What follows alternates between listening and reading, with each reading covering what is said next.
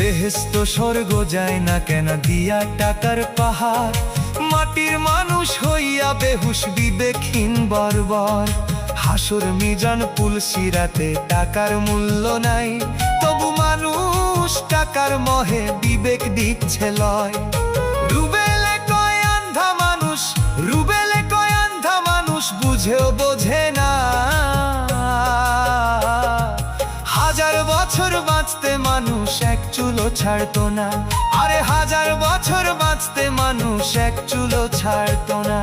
টাকা দিয়ে এমবির মতো যাইতো যদি কেনা, আয়ু যাইতো যদি কেনা, সব খোয়াইতো টাকার জন্য এক চুলো ছাড়তো না, মানুষ এক চুলো ছাড়তো না, সব খোয়াইতো টাকার জন্য